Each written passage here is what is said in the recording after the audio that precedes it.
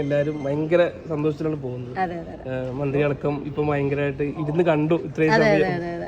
എങ്ങനെയുണ്ട് ഒരു സ്വപ്ന സാക്ഷാത്കാരം കഴിഞ്ഞപ്പോ? എങ്ങനെയുണ്ട്? സത്യം പറഞ്ഞാൽ ടെൻഷൻ ഉണ്ടായിരുന്നു. പിന്നെ ദൈവത്തിന്റെ ഒരു അനുഗ്രഹം കുഴപ്പമില്ലാതെ ചെയ്തു.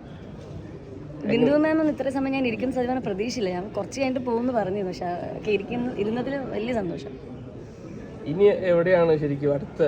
ഇനി ശരിക്കും നമ്മളെ പ്രോഗ്രാം തുടങ്ങുന്നത് ഡിസംബർ തൊട്ടാണ്. പക്ഷെ ഞാനൊരു ട്രിവാൻഡ്രത്തൊരു ഫംഗ്ഷനോടെ വയ്ക്കും. കാരണം ഇങ്ങോട്ട് വരാൻ പറ്റാത്ത ഒത്തിരി പേര് ഇങ്ങനെ പറഞ്ഞു അവിടെ വെച്ചേ. അപ്പോൾ എന്തായാലും ഒന്നുകിൽ ഈ മാസം ലാസ്റ്റ് അല്ലെങ്കിൽ അടുത്ത മാസം ആദ്യം തിരുവനന്തപുരത്ത് ഒരു ഫംഗ്ഷൻ ഉണ്ടാവും. പിന്നെ ഡിസംബർ തൊട്ടാണ് ശരിക്കും ഈ സീസൺ തുടങ്ങുന്നത്.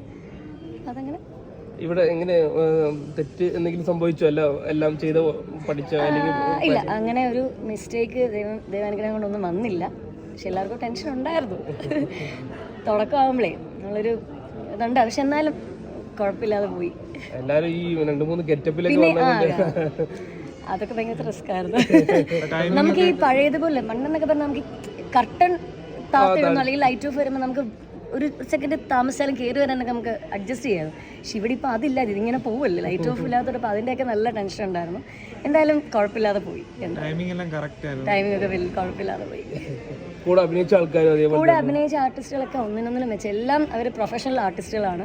വില്ലനായിട്ട് ചെയ്ത ആളുമൊക്കെ ശരിക്കും പ്രൊഫഷണൽ ആൾക്കാരാണ്.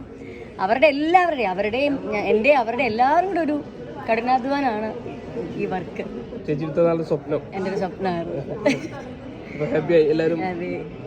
നിങ്ങളെല്ലാവരും ഇത്രയും സമയം ഇരുന്നതിൽ അതിന് ഒത്തിരി സന്തോഷം.